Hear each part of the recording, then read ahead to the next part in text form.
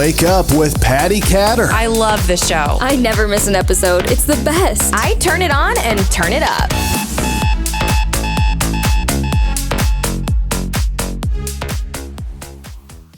Hello, everybody. You're listening to and watching Wake Up with Patti Katter. This morning, I have Austin Nichols on the show and his girlfriend, Samantha Curbelo. Thank you both for joining me. Yeah, thanks for having us. Thanks for having us on. Yeah, we're going to talk about a little bit of a tough topic today. Previously, in a couple of my shows, I have talked a little bit about bullying, and I am a very big staunch advocate against bullying. And I really wanted you to come on the show because you both have endured bullying as kids and you were both able to kind of overcome that finally as adults. So I kind of want to walk through the process of that with both of you, if you don't mind. So those of you watching, Austin and Samantha, they both own a company. They went into business together and it's called As Fitness. And I can't wait for us to get to that part of their story. But Austin, let's go ahead and start with you.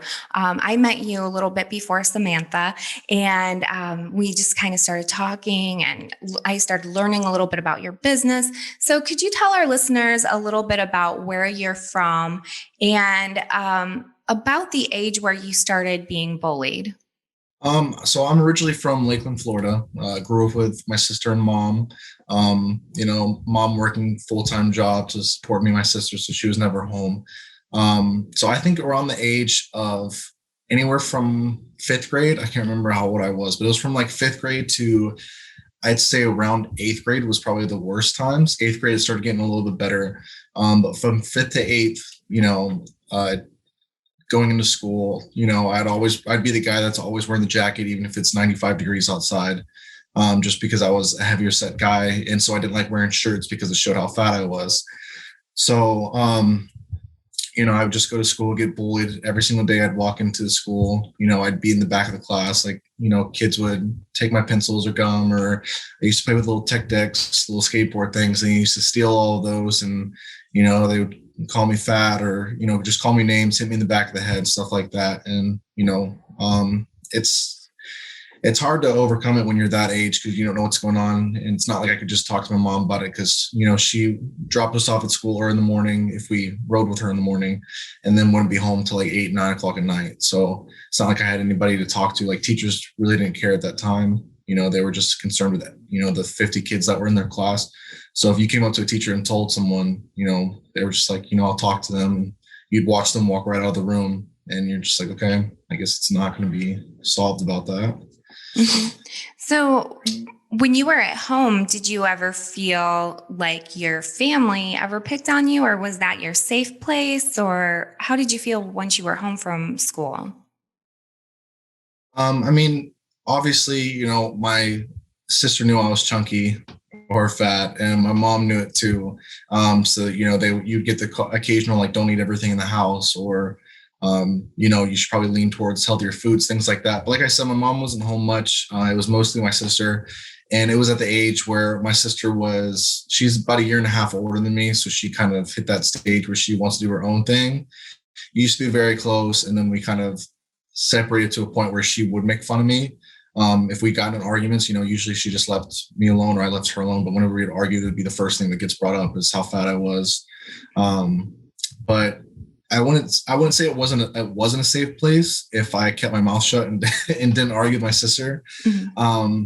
But usually I would just go home, go straight to my room, or I'd eat something, go straight to my room, or I'd go outside and, try to hang out with friends. Cause I did have friends that lived on the street and, my friends that I did have didn't call me fat or anything like that. Like, that was my safe place, was just hanging out with friends, on my street that lived a couple doors down.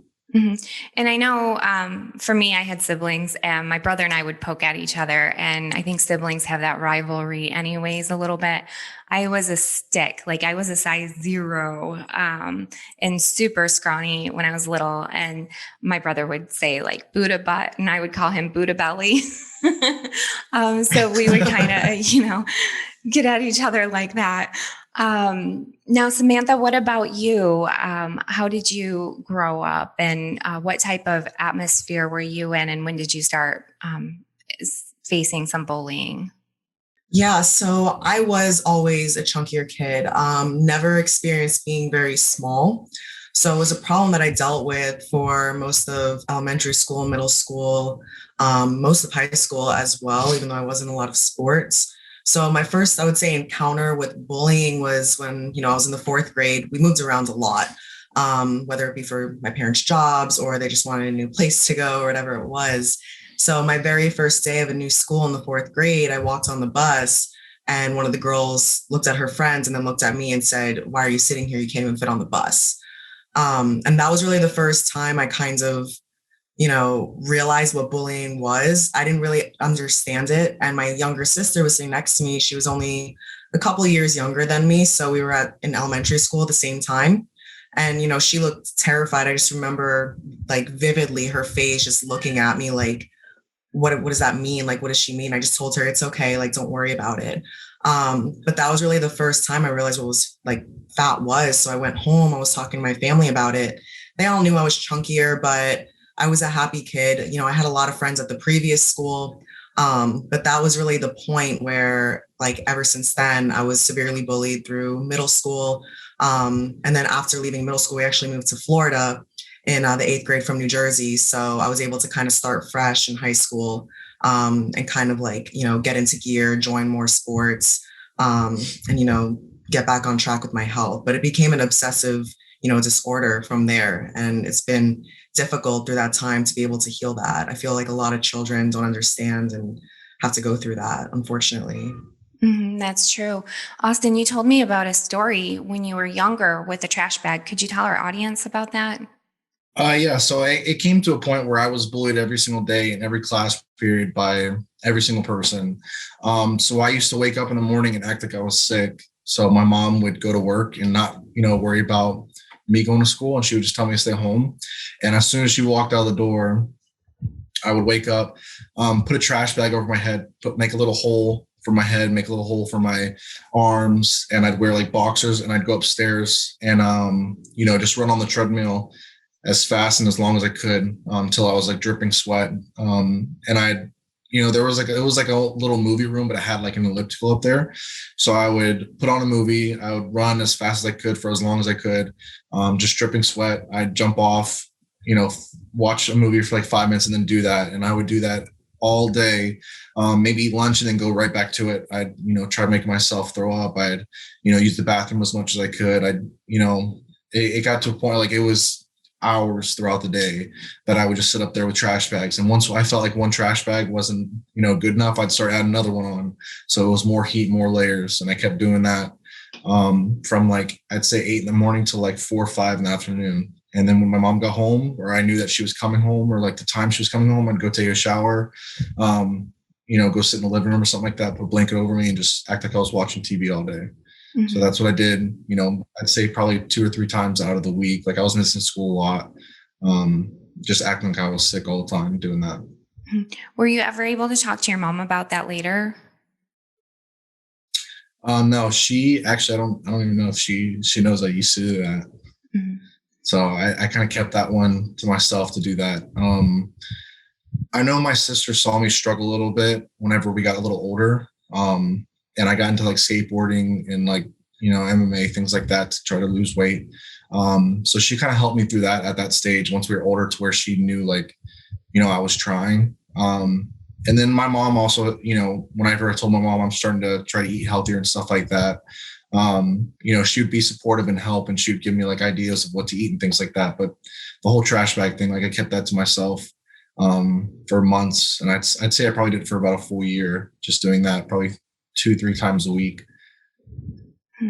Samantha, what about you as a girl? I know how you feel. I can't relate to Austin, but girls, we have all these dresses we want to fit into and all that stuff. Some things are more revealing than some of the things that guys wear. How are you dealing with all of that? I mean, we have Barbie dolls, we have these and Ken dolls too, with these figures that are something that, for us when we were kids, we're taught like, these are cute, these are cool, these are fun to play with. We want to be like Barbie, these commercials popping in the media, the teen magazines and things like that. How were you dealing with things? It was hard. It was extremely hard, especially with social media. Like, I believe Instagram was like up on a rise when we were in high school. Like, I think it kind of, I don't know if it just started or if it was really just becoming big.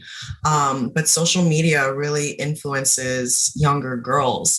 And, you know, growing up with Instagram coming out and all these new Instagram models and like people are making careers out of Instagram or Facebook or different social accounts, it was difficult because you see how you want to look and you compare yourself every day to those people or to the models or, you know, girls wearing cute clothes. And I was one who never felt like I could wear a crop top. I was always wearing something that was never revealing. I wouldn't wear shorts.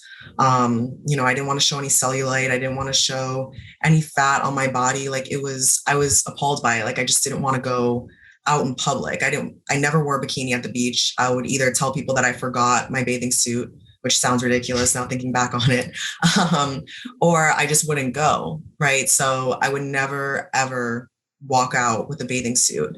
And it developed into like a severe eating disorder, which a lot of females deal with. I had bulimia for a very long time. I was very sick. I was in and out of the hospital, even, you know, in my college years. But people don't understand the severity of, you know, comparisons. I think now it's getting a little better, which is nice to see body positivity and influencers who are just, you know, trying to make other people feel good in their skin, which is amazing. But also it is your skin. So you want to feel confident and comfortable in it. And that was something growing up I just never felt. Mm-hmm.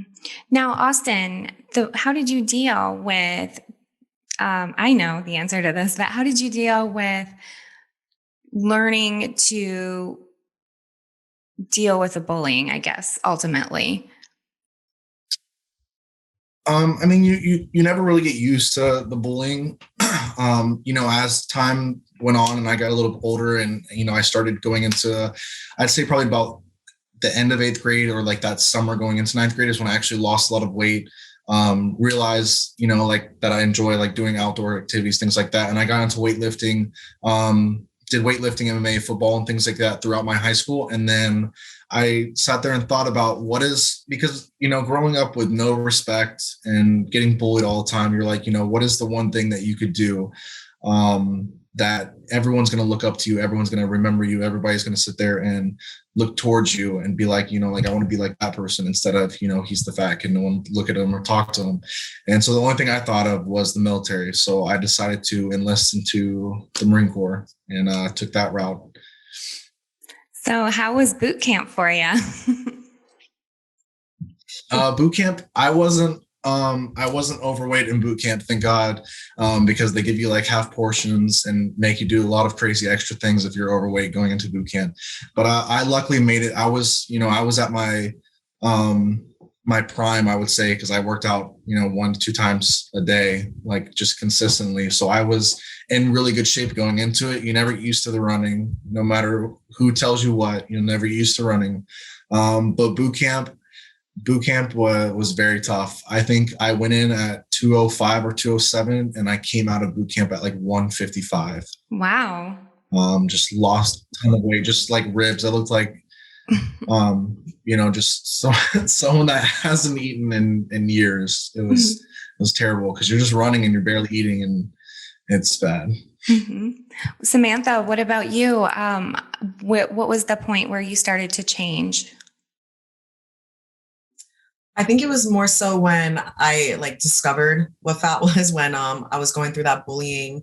I would say about like the 5th grade, you know, my parents started to realize like it's starting to get bad. You know, I'm losing friends. People aren't wanting to really talk to me. I was home all the time. I never hung out with people. So they put me in soccer. So running back and forth, hate it to this day, still give them, you know, stuff about it. I'm not too happy they put me in it, but at the same time I did shed down a lot. It didn't help with the mental part of it because I was young at that point. I saw I was losing weight. So I began to obsessively diet for years and years and years. So I would diet, obsessively exercise. And from there, it was just kind of like a snowball effect, you know, trying to lose weight, trying to look my best to the point where my metabolism was really just shot. But of course, you get to the point where you've had enough, you want to get healthier. I did years and years of research. I was able to find solutions. I was able to, hire mentors and guides and, coaches and things of that sort to get me on the right foot. So I can not only help myself, but now I get to help, hundreds of other men and women across the board. So, So how did you two meet each other? we actually met at a gym, of course, but we were both personal trainers. So I was working at a gym as a personal trainer, and then along comes Austin a few months later. Yeah, I just moved back into town because I move all over the place. And I decided to work out with my friend one day at the gym because he used to come to me to work out. And I moved in with him. So we decided to go to the gym, and I saw her in the corner. As soon as I walked in, I saw her in the corner of the room at the other side of the gym. And I actually asked if she worked here because she was walking with one of our friends that worked there. And, one of our friend was like, yeah, she works here. She just started and stuff. And I was like, I'm going to talk to her. I'm a Marine. I'm going to go get that. Yeah, exactly. So I posted in the Facebook group for my podcast, and one of the guys, he said, his name is Chris. He said that he relates to your story so much, Austin. He said that he's happy that somebody's talking about the effects of body shaming and how it can affect men just as much as women. To this day, he still feels like his body isn't his, and he's worried about getting his abs and looking a certain way. He's slowly coming out of it, but he still struggles with losing weight, and he works out 3 to 4 times a week. He's a chef, so he knows about nutrition. He needs to work on some things, he says. But basically, he wanted to ask if you would recommend the elimination diet and to find out how his body is reacting to certain foods. What do you think about that? Because that is a pretty big thing, the elimination diet right now. I wouldn't recommend any diet to anybody, just because, coming from my perspective, I've tried tons of different diets. I've tried diets where you drink water and salt. I'm pretty sure that was called the snake diet. I've done tons of diets to help lose weight, but it doesn't teach you how to sustain your results forever. It teaches you how to take something away, and drop weight, and then you add it back into your life, and then, you gain it all back. I think diets are a waste of time. Coming from my perspective, I think, they're not right. They put body shaming to a max. I really don't think any guy needs to have abs to be happy. I think abs are more for show. And they're for, actually competing. If you go into bodybuilding and things like that, I feel like if you're not doing that, having abs isn't sustainable unless you weigh 140 pounds and you eat 100% clean all the time, which nobody does because we're not movie actors. So we don't get paid to eat to look a certain way. Everybody's a regular person. We all have regular jobs. If he wants to stay fit and active, go into the gym, but he needs to figure out, what foods are working for him and what foods aren't. Obviously, maybe take out a lot of fast food, but he should still enjoy every food that there is. That's what makes people, themselves, that's their comfort zone. That's where they are. I'm not saying binge out on tons of food, but no one should go on a diet and jump off of food because, it's the same thing as taking away toys from a little kid.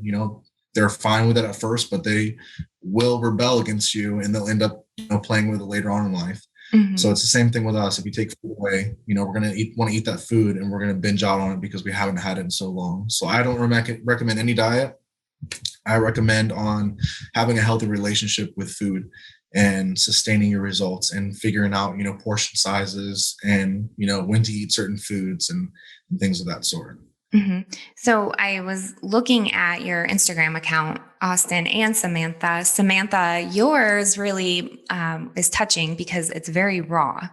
You had a picture up. I don't remember when you posted it off the top of my head, but you looked very upset in it. And you had said that it was a photo of basically right after you had purged or binged or something. What was that? Could you explain a little bit about what you post on your Instagram and why you're posting it? Yeah. So, it's difficult to be extremely raw, but being authentic is the best way to come across and to be able to get the point across. Right. So there's so many females and males out there that deal with the same issues. And that was a picture of me after I purged. But I've also been, bulimic for a while at that point. So just kind of to show what eating disorders really are. So people will think like, oh, she makes herself throw up, or oh, she doesn't eat, or maybe he does, obsessively exercising, but they don't realize the actual effects it has on people. So it's more to show that my face was sunken in. I had huge circles under my eyes at the age of 22. I looked like I aged. God, I don't even know how old I looked. I looked like a zombie. I looked like I was dead. But that was the point is, if you can't be happy, like, image is going to make you look happy. You could be the thinnest person in the world. You could be the fittest person in the world. But if you're not internally happy or you don't see yourself in a good light, you're never going to actually be happy with your body. Right. So it was more so just to spread awareness that like, I'm a human being and, there are other influencers that are also human beings and we all go through certain things. But just because you may be going through this doesn't mean that you can't get healthy again. And it is possible for everybody. I mean, if I could do it, if Austin can do it, we're just normal people. Same thing with all the influencers you see, same thing with all, the actors, believe it or not, they're human too, right? So it's just more so to show that, this stuff does happen and it is real. Right. Yeah. I mean, so if you go to Austin's page, especially, I mean, he's flexing, he's got like these huge muscles, he's all swelled. And you just look at him and you're like, he's some fitness model or something, he's this like Superman. But he has a story behind that and why he became a Superman. And the same with Samantha. Samantha, you're gorgeous. And some people would just maybe look at you and quick judge like, oh, she was just born with that figure. She doesn't work on anything. The bad vibes and bad attitude. And a lot of times when people throw out bullying remarks too, they are either jealous or they have deep-seated issues within themselves, and it's never really about you. And of course, as adults, we know that. Real quick, what would you recommend to parents that might be some red flags for kids who maybe have some eating issues or issues with food? What are some red flags so that those parents can maybe notice maybe bullying or notice that, okay, my kid is gaining some weight? Like, what would you tell these parents? Either of you. The biggest red flags is just, as silly as it sounds, kids are going to talk bad about themselves because they think it's funny. But a lot of times they do mean it, right? They might be saying it because it's funny, like, oh, I hate myself, or, oh, I'm ugly, whatever it may be, to kind of get a laugh. But I would say look into that a little bit. Obviously, don't pry, because the more you pry, the more they're going to rebel. But it's nice to have and just kind of see where they're at mentally, see where they're at physically. Obviously, if they're running off to go to the gym all the time, like that's a red flag. If they're negative self-talk or, whatever it may be, if they're walking around kind of like zombies or they're, just seem depressed, it's not hard to spot. But I think it's harder for parents because you want to believe in your kids and you want to think that they're happy and you want to know that they're having a great life. But, there's just be observant, I would say. Is there anything you wanted to add to that? The kids and adults now are different from when we were kids. Right. A lot of things are different. So as time changes, so do the kids and how they act whenever they have problems or situations and things like that. I'd say, just talk to them, ask them about their day with school, like be there for them. My mom wasn't there because she had to work, which I understand completely now as I'm older. Why she was working so much. But a big thing is make sure that, it's not just, I wouldn't say it's the adults' fault as well, but a lot of adults aren't really there to put time with their kids. And so they give them like, hey, here's fast food because I don't want to make food for you. Or like, here's frozen food, like frozen like chicken tenders and honey barbecue chicken tenders and muffins, all these different things because they don't want to cook or like it's just faster. It's in reality, it's adding weight to the kid, and the kid's going to end up seeing it added onto him because he's just eating nothing but processed food. And it's going to end up getting to a point where that's all he's going to want to eat. He's not going to want to eat anything healthy. Like take the time, like even make it like a thing where you guys cook meals together at the end of the day. Like that's y'all's thing of like spending time together.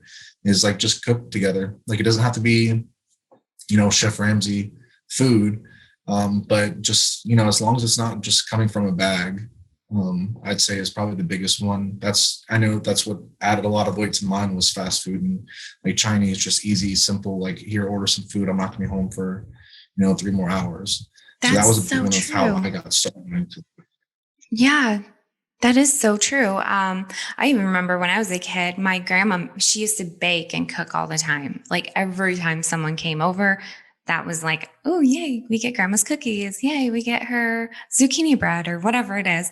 And even my dad, he would say, oh, you've been excellent. Here's $5. Go to McDonald's with your friends. It was like a reward to get the junk food. And so then as an adult, even if you notice like the lockdown with COVID, everybody had all these baking pictures, like they're making cakes and cookies and oh my goodness. And that was their comfort food. Right. Mm-hmm. Exactly. Yeah. Yeah. So could you both share your Instagram accounts, please? Austin, what's yours? Mine is Austin Michael Nichols, all one word, AustinMichaelNichols. There's nothing special. Okay. And Samantha? Yeah, mine is at Samantha Curbelo. So first name Samantha, Samantha, and then last name Curb as in boy, ELO.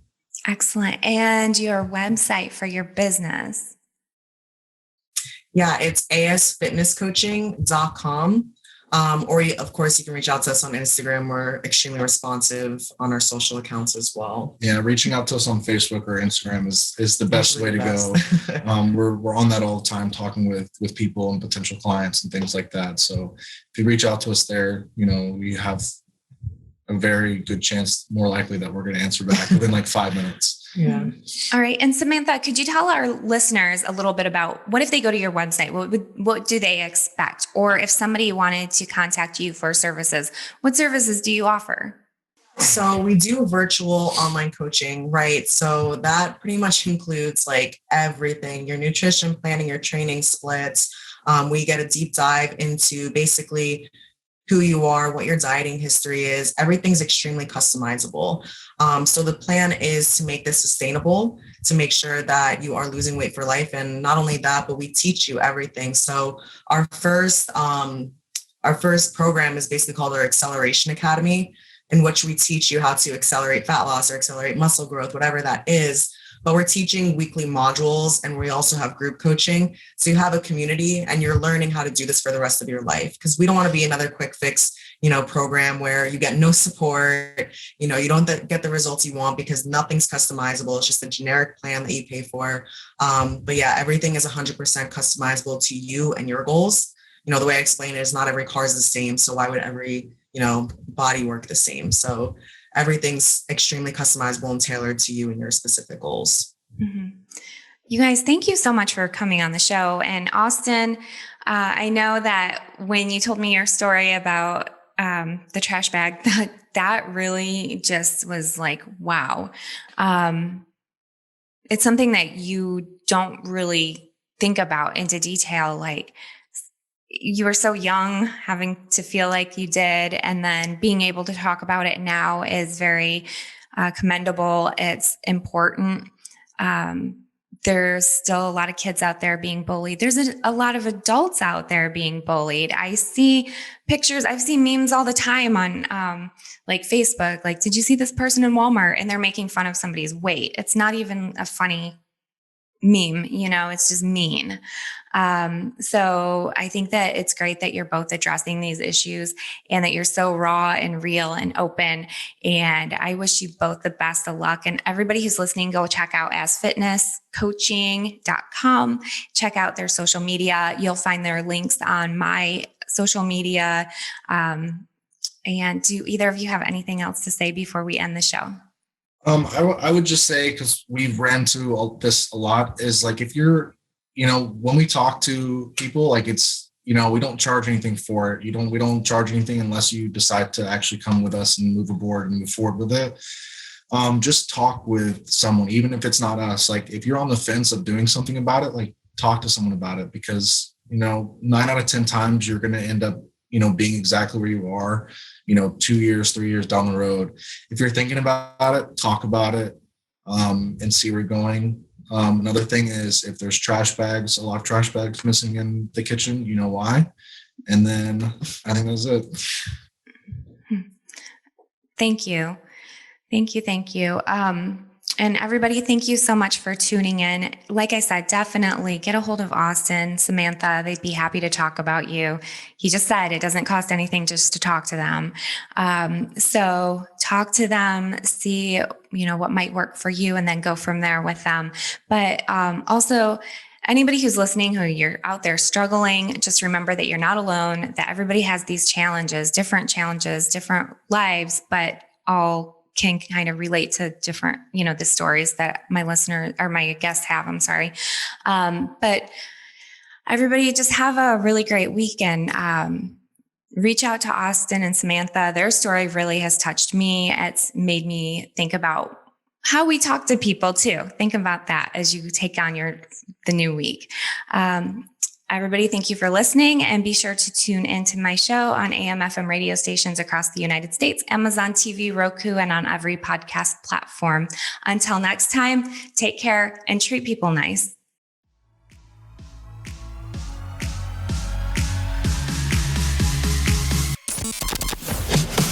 Thank you for listening to Wake Up with Patti Katter. Thank you. Thank you. Thank you, thank you, thank you for all you do. Follow Patti at Patti Katter on Facebook and Instagram. Get social. You can now watch Wake Up with Patti Katter on Amazon TV and Roku. It's the only podcast I listen to. Be sure to check out Patti's apparel line, The Patriotic Mermaid, at thepatrioticmermaid.com and on social media at The Patriotic Mermaid. I love it.